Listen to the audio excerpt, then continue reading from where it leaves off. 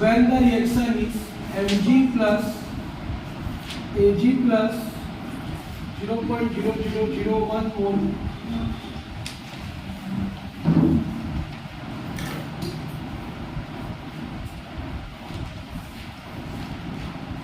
the Mg2 plus 0.130 mole plus Ag। ये अगर question है तो इसका हमको EMF कैलकुलेट करना है। क्वेश्चन क्या है? Mg plus 2 Ag plus 0.0001 mole reversible sign Mg2 plus 0.130 mole into plus Ag, और इसमें वैल्यू दी हुई है E0 Mg2 plus oblique Mg is equal to 2.37 volt और E0 Ag plus oblique Ag is equal to 0.80 volt. ये minus sign हो गया, ठीक है। हमको क्या कैलकुलेट करके लेके आना है? EMF। क्या कैलकुलेट करके लेके आना है? EMF। तो EMF की वैल्यू कैसे कैलकुलेट करते हैं थोड़ा समझेंगे। EMF का वैल्यू निकालने के लिए सबसे पहले E0 सेल निकालना जरूरी है। E0 सेल कैसे निकलता है? E right minus E left, और E राइट E लेफ्ट निकालने के लिए इसको ये वाला सेल इक्वेशन लिखना जरूरी है। Mg ऑब्लिक Mg2 प्लस 0.130 मोल, फिर फॉल्ट ब्रिज Ag प्लस 0.0001 मोल ऑब्लिक क्या हो गया? Ag। तो राइट में कौन सा है? Ag है, लेफ्ट में कौन सा है हमारे पास? Mg। तो ई राइट की वैल्यू कितनी आएगी? 0.80 माइनस ई लेफ्ट की वैल्यू कितनी आएगी? माइनस 2.37। तो क्या हो जाएगा? माइनस माइनस प्लस 0.80 प्लस 2.37, क्या हो जाएगा? प्लस 2.37।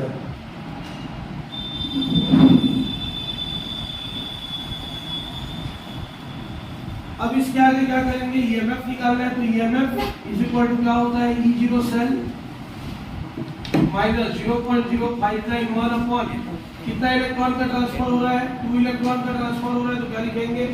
2 log 10 बेस पे ऊपर में किसकी वैल्यू रहेगी?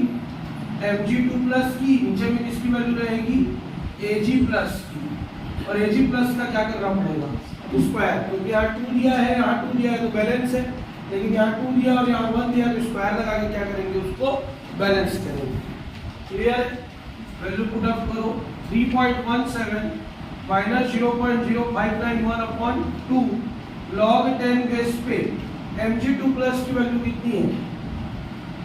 0.130, और Ag प्लस की वैल्यू कितनी है? 0.0001 का स्क्वायर। ये क्लियर है कि नहीं है?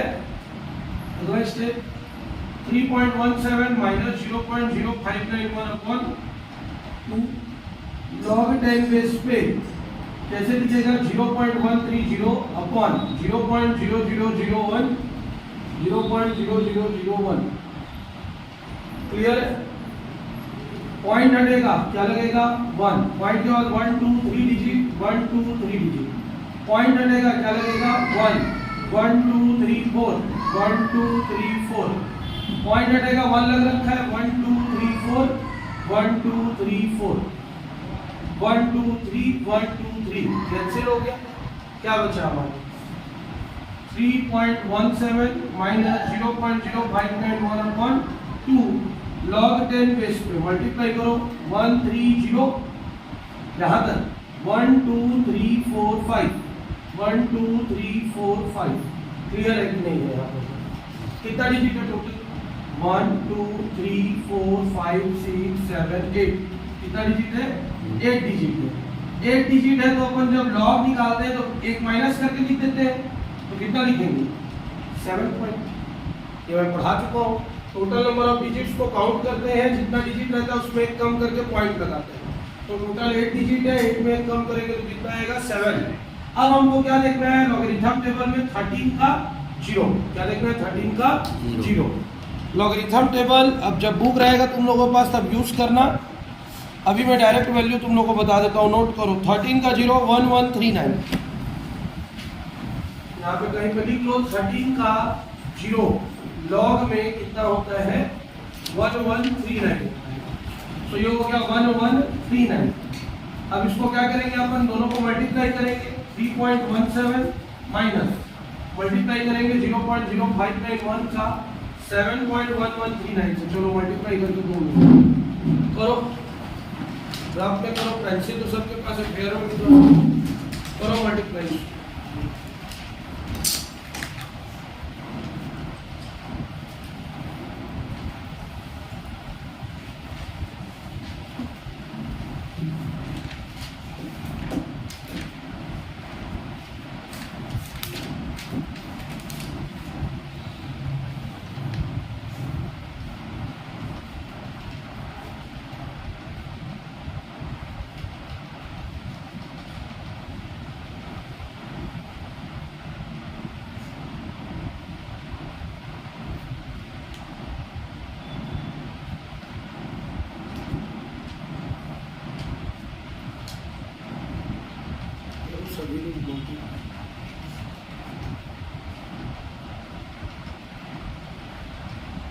आ भी जाएगा तो आंसर मत बताना। समीर, श्वेता, मंजरी बताएंगे आंसर, बाकी लोग भी सब बना के रेडी।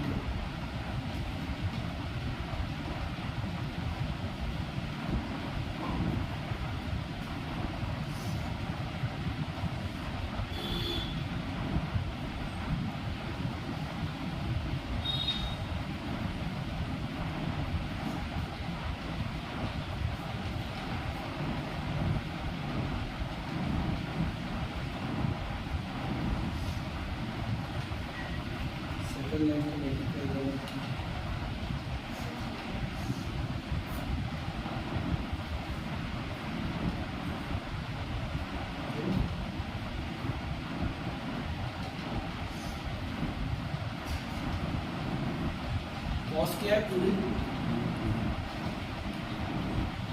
ऑन करके ऑफ करो। Relation between Gibbs energy, equilibrium constant,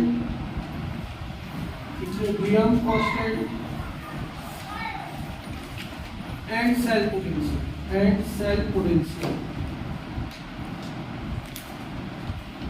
इन तीनों में रिलेशन क्या क्या? गिब्स एनर्जी, इक्विलिब्रियम कांस्टेंट और सेल पोटेंशियल, तीनों में हमको क्या निकालना है? रिलेशन कैलकुलेट करना है। सबसे पहले we know that,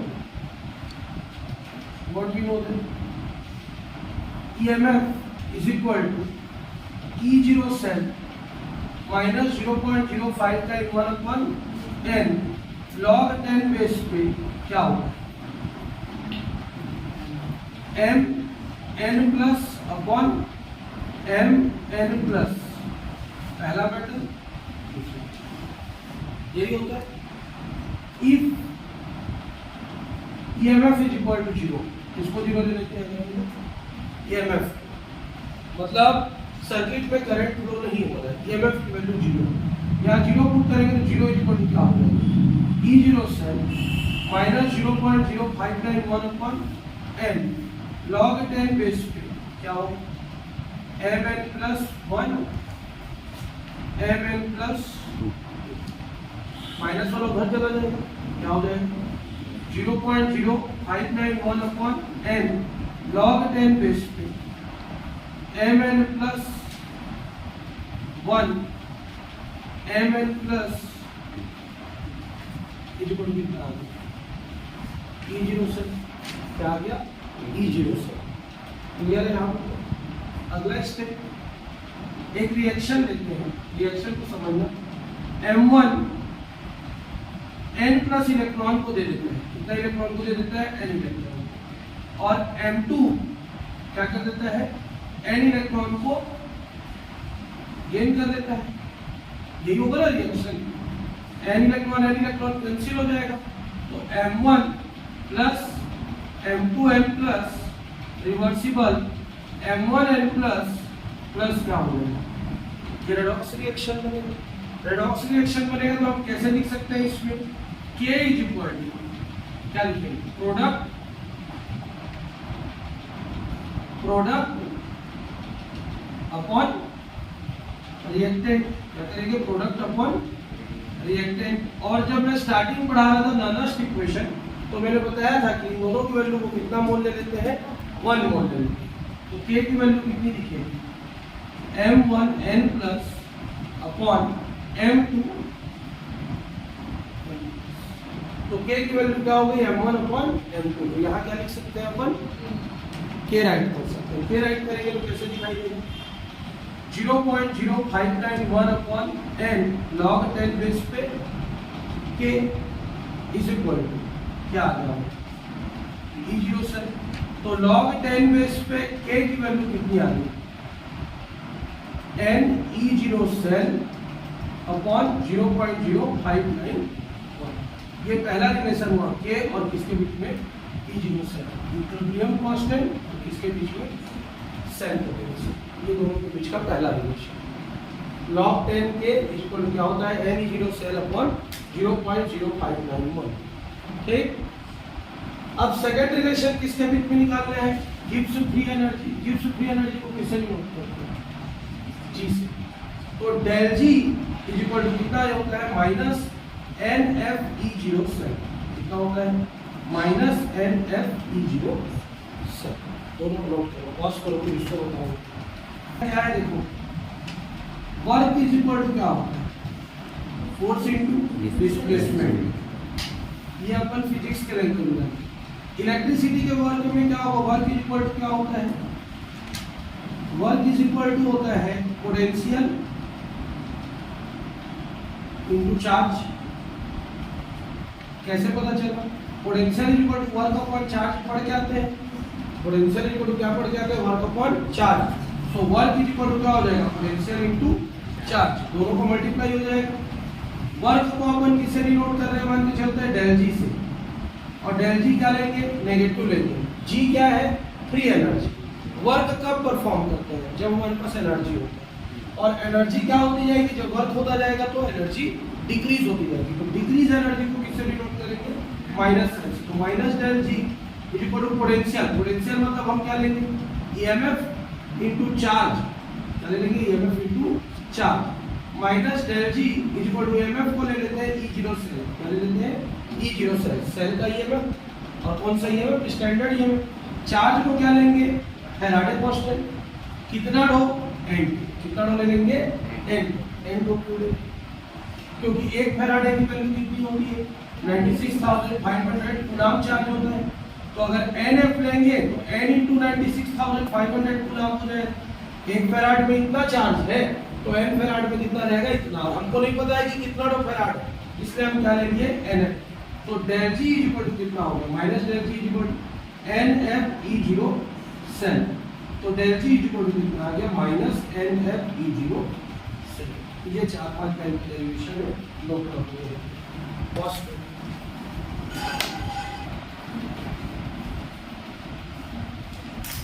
Even if zinc coating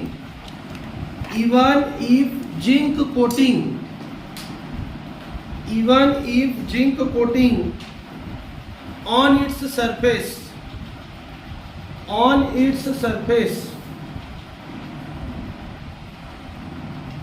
is broken,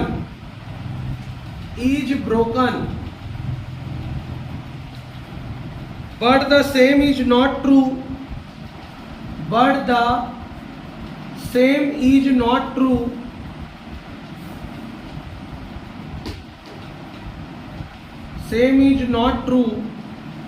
is of tin.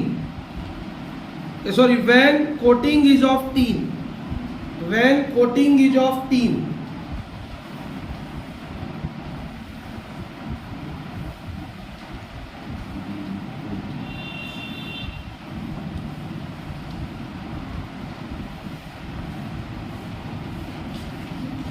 इसका मतलब समझ में आया। क्वेश्चन क्या बोल रहा है, आयरन के ऊपर जब जिंक की कोटिंग कर देते हैं और आयरन के ऊपर जब टीन की कोटिंग कर देते हैं, जिंक का कोटिंग अगर कहीं पर से टूट भी जाता है तो भी आयरन के ऊपर रस्ट नहीं लगता, लेकिन टीन का कोटिंग अगर टूट जाता है तो आयरन के ऊपर रस्ट लगता है क्यों? क्वेश्चन क्लियर है कि नहीं? थोड़ा सा घुमा दिया है क्वेश्चन को, लेकिन क्लियरली एक्सप्लेन कर रहा है कि iron does not rust even if the zinc coating on it surface is broken. Iron के ऊपर जंग नहीं लगता है जब उसके ऊपर लगा हुआ जिंक का कोटिंग टूट जाता है। But the same is not true when coating is of tin. लेकिन अगर आयरन के ऊपर टीन की कोटिंग कर दी जाए और टीन का कोटिंग अगर टूट जाएगा तो उसके ऊपर जंग लग जाता है। क्यों? क्वेश्चन क्लियर है? थोड़ा सा घुमाया लेकिन क्वेश्चन क्लियर है। तो आंसर क्या होगा? Zinc is more reactive than iron. Zinc is more reactive than iron. और जब एयर मॉइस्चर इंप्योरिटीज जिंक पर अटैक करती है या कोटिंग पर अटैक करती है तो आयरन से पहले उसको किससे रिएक्ट होना पड़ जाता है? जिंक से। और जिंक रिएक्ट होकर रस्ट बना लेता है। तो रस्टिंग किसके ऊपर हो जाता है? जिंक के ऊपर। और आयरन क्या हो जाता है? Same. But in case of tin iron is more reactive than tin. Iron किससे ज्यादा रिएक्टिव है? टीन से। तो जब एयर मॉइस्चर इंप्योरिटीज टूटे हुए जगह पे आता है तो वो किसके साथ पहले रिएक्ट करता है? आयरन के साथ। और आयरन रस्ट बना लेता है और टीन के ऊपर रस्टिंग नहीं। क्लियर है कि नहीं? लिखो।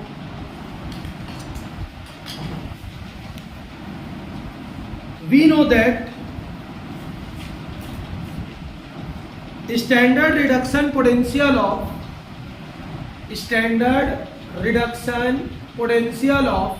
कई लोग रिएक्शन लिख देते हैं, कृपया देख के लिखें। Standard reduction potential of zinc is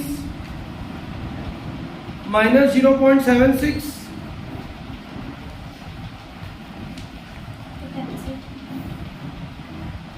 of zinc is -0.76 volt. लिखना मत भूलना,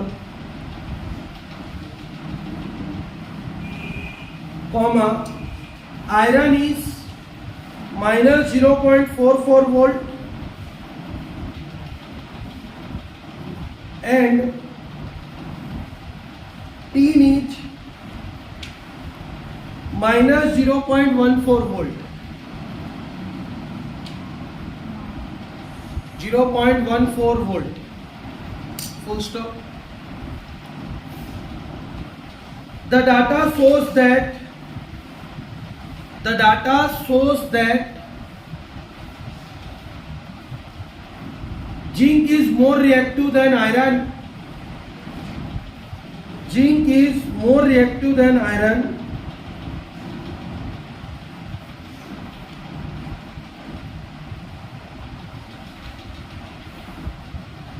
Full stop. So if the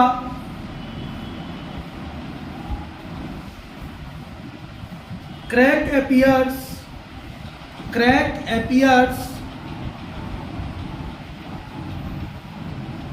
zinc takes part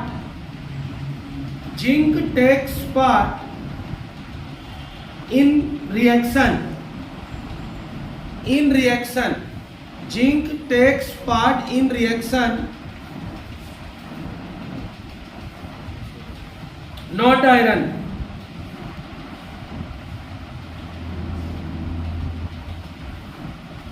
Full stop. It means zinc will be corroded. CORRODED.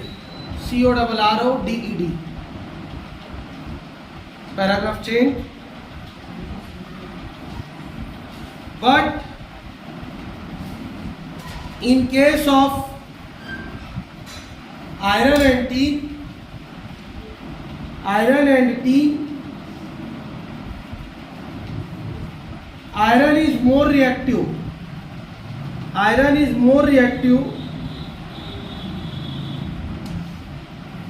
than tin.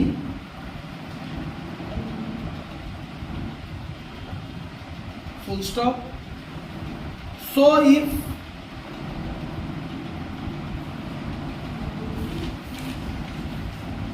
crack appears,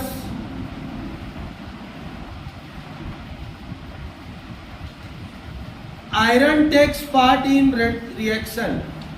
iron takes part in reaction and will be corroded.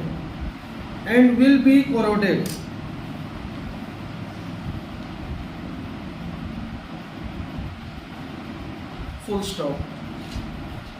Clear है कि नहीं है? मेरे को ये बताओ क्या है. अब ये बताएगी, क्या नाम है? पिंकी एक्सप्लेन करेगी. आओ बता. उसी को बता. जिंक ज्यादा रिएक्टिव रहता है आयरन से.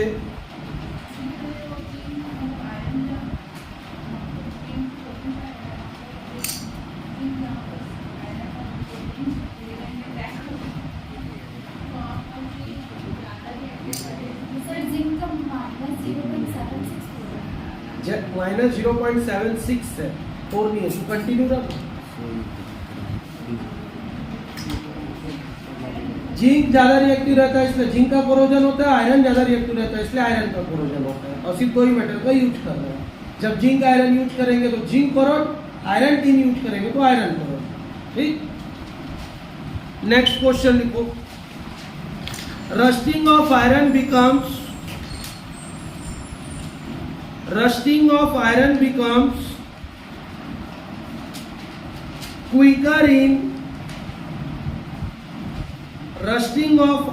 becomes quicker in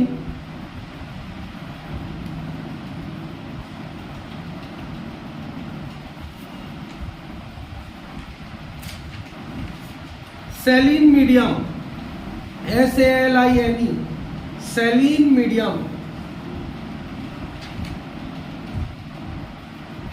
Explain.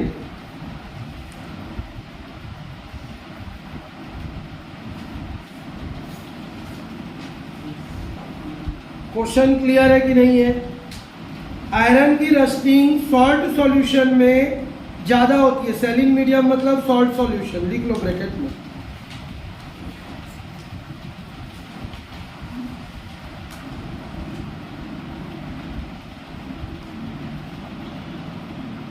Clear? क्यों ज्यादा होती है? सॉल्ट में मॉइस्चर ज्यादा होता है. ऐसा बताओ.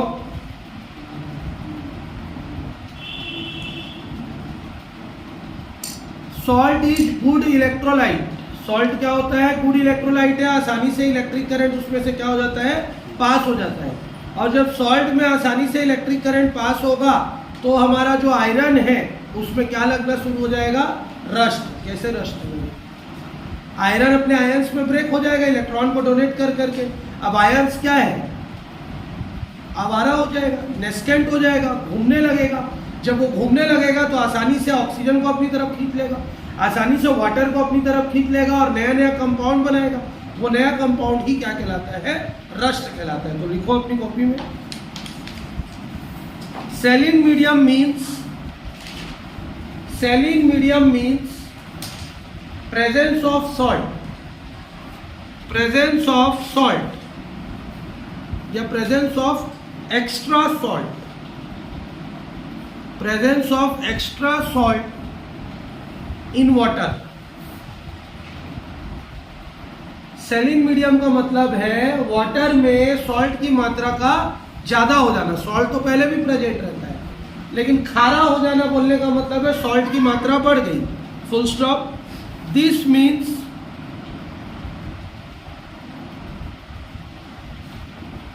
it has greater concentration of electrolyte.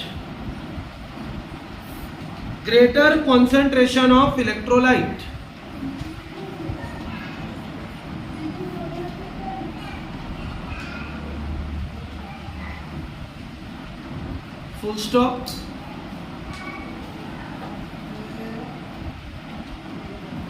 The ions present will favor the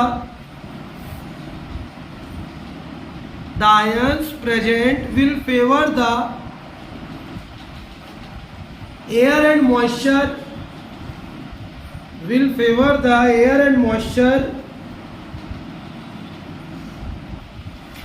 to react with iron, to react with iron. So iron corrodes quicker, iron corrodes quicker.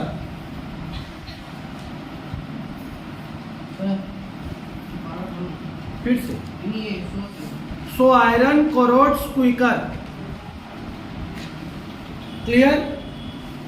चलो नेक्स्ट क्वेश्चन लिखो. अगला question important है 1 number का. Right formula of rust, right formula of rust, rust का formula. Answer लिखो. ये paper में ना कंपोजिशन भी बोल देता है, फार्मूला की जगह क्या बोल देगा? कंपोजिशन. लिख लो तो, composition of rust.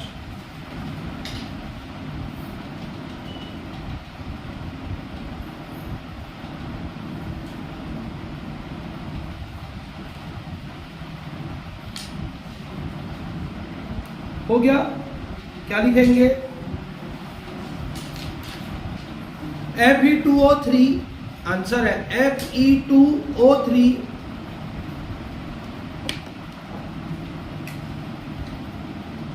Fe2O3 dot XH2, Fe2O3 dot XH2. ये है रस्ट का फॉर्मूला. ठीक, अगला लिखो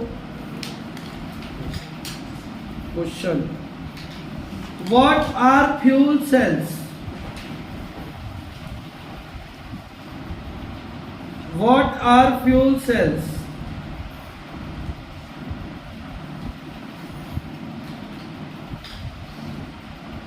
the cell which are, answer, the cell which are able to generate electricity, the cell which are able to generate electrical energy, the cell which are able to generate electrical energy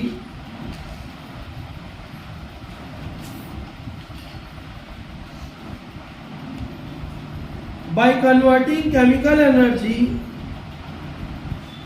by converting chemical energy in the form of heat of combustion, in the form of heat of combustion, in the form of heat of combustion, in the form of heat of combustion is called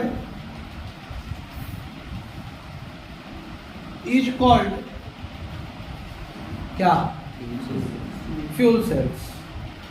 मतलब ऐसे cell जिसमें chemical energy किसमें convert हो जाती है? Electrical energy में. लेकिन कैसे कन्वर्ट होती है? जब केमिकल एनर्जी में से हम लोग क्या निकालते हैं? कंबस्शन. केमिकल एनर्जी को हम लोग कैसे कन्वर्ट करने की कोशिश करते हैं कि उसमें कौन सा प्रोसीजर हो? कंबस्शन. कंबस्शन मतलब burning of something in the presence of oxygen. किसी भी चीज को जलाना किसके प्रेजेंस में? ऑक्सीजन के प्रेजेंस में क्या कहलाता है? कंबस्शन. तो जब केमिकल एनर्जी का कंबस्शन किया जाता है और जो हीट एनर्जी निकलती है वो हीट एनर्जी किस में ट्रांसफॉर्म होती है? इलेक्ट्रिकल एनर्जी में. तो उसको हम लोग क्या बोलते हैं? Fuel cells. These are pollution free. उसी में these are pollution free. Fuel cells pollution free होते हैं.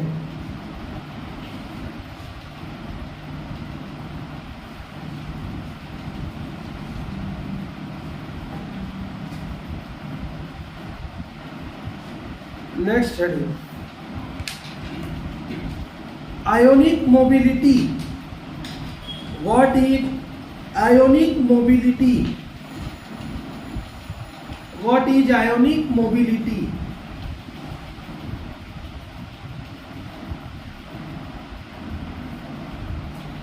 Distance traveled by the ion answer, distance travelled by the ion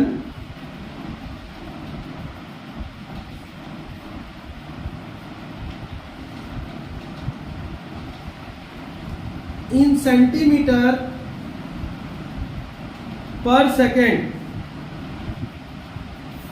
in centimeter per second is called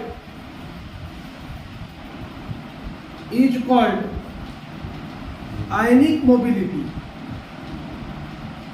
is called ionic mobility.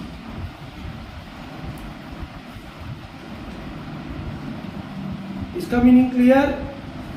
जब ion centimetre में motion करते हैं और एक second में जितना सेंटीमीटर कोई आयन मूव करेगा वो उसकी क्या कहलाएगी? Ionic mobility. Last topic, cell constant.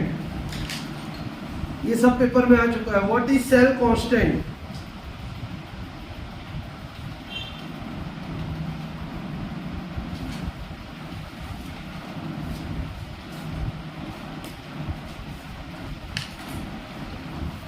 The ratio of, what is cell constant लिखे, आंसर लिखो। The ratio of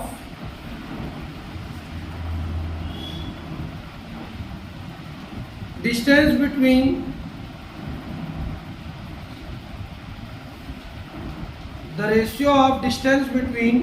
two parallel electrode plates,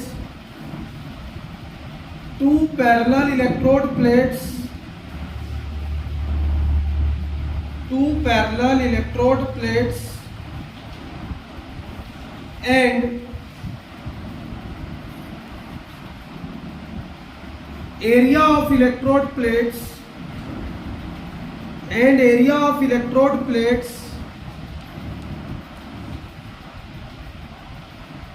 is called cell constant।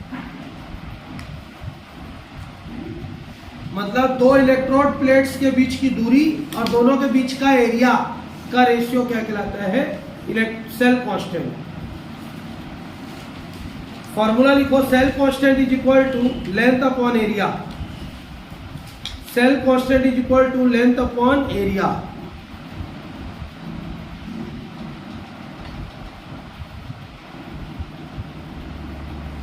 ये 2 नंबर का क्वेश्चन आया हुआ था, ये सारा कंप्लीट। ऑफ कर देना वीडियो।